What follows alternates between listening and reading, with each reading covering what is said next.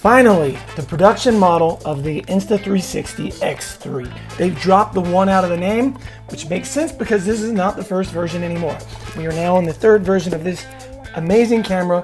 I'm gonna go out in this video and take the X2 and the X3 and go get on the motorcycle and really just do a side-by-side in this video to see if one of them excels with stabilization, the built-in color profiles, using the full 360 modes on both, and see if one really makes a difference over the other. That large screen compared to this little circle is huge, literally. Point out just a couple things real quick. The body of the X3 is slightly larger than the X2. That screen is just huge. I just love it. There are some new features all about this camera that I will tell you about on the motorcycle ride up. But damn, I love the stuff Insta360 has been doing the last few years. Let's see what comes in the box here. Oh, a box. And now I have 204 USB-C wires. It does come with a little soft pouch for it, sort of like what the Insta360 One X came with. I got a second one of these little covers for the lenses because I like that so much more. All this stuff is linked in the description below. So if you are looking to get a 360 camera, I do a lot of content about 360 cameras, and not just with Insta360, but I do really enjoy what they're doing. And if you aren't a member of the channel, I will be releasing full 360 interactive videos just for members before they go live for the rest of you. This little lens cover is just perfect. Just like Apple, it comes with some stickers, cleaning cloth, and that's about it. I did get one of the new sticks. I love this carbon fiber pole. It is lighter, but the new stick is nice because unlike the old ones that twist, or like the carbon that twists, it just pulls out and it's ready to go. And it feels like it's lighter than the older sticks. So I'll link all these in the description as well. Let me go set all this up on the motorcycle and let's see what kind of footage we get. Now I've mounted them both side by side so that they're recording the same exact thing at the same exact time. This is pretty wobbly, as you can see, so it's gonna be a really good test. I don't know if we're gonna go with them attached all the way up to the mountain, but I'm gonna ride around a little bit and get just a few minutes of footage so we can compare the stabilization on both of these. Ooh, I gotta remember to start this thing more often. There's a rainstorm coming, so let's see what we can do here.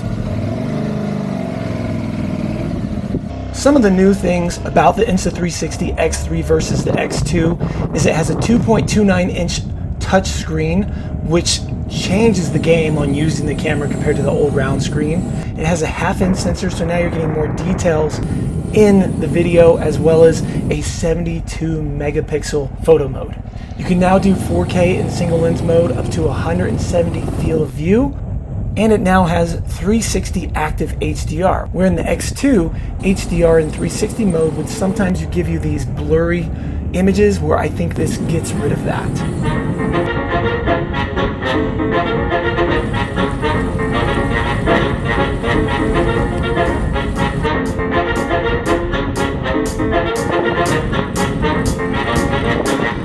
It's already starting to rain, so I think we're just going to loop around and head back to the house, and hopefully that's enough footage to see lights. I don't even know if you can hear me.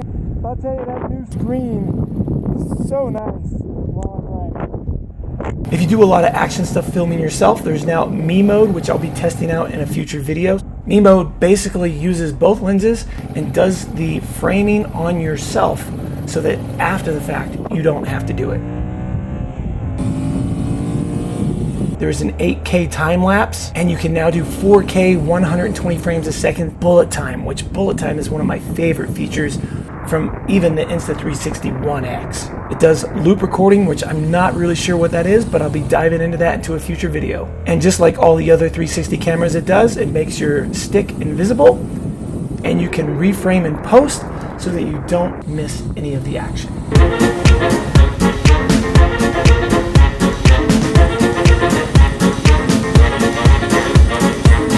With the rain coming, I didn't want to get stuck at the peaks of the mountains where it was snow, because up at the top it's snow, not rain. So let's go back inside now and finish this video. Now that you've looked at the footage side by side, let me know if you notice any difference with just the basic footage filmed at the same time on the motorcycle. If you have the X2, if that's all you're going to use it for, is it worth the upgrade? Or if you have the X1, I'd say it's definitely worth the upgrade. Or are you going to be using some of these other modes that the X3 offers that the X2 does not? Now you can do sky replacement and a lot of the cool stuff that the app features, and I'm going to do some tutorials soon really showing you guys how to do that. So make sure you are paying attention and you're staying tuned to the channel, and we'll be doing that as the winter comes. We have a lot of snow coming our way. Make sure you're watching the video list because I am putting up some videos going up to the tops of the peaks, flying with my DJI Avata, and as well as using the GoPro 11 as I travel soon to Hollywood to go to the Halloween Horror Nights, rent a 2022 Corvette, as well as see what Disneyland is like this year at Halloween. So make sure you're subscribed, and until then, I'll see you guys in the next one. Thank you.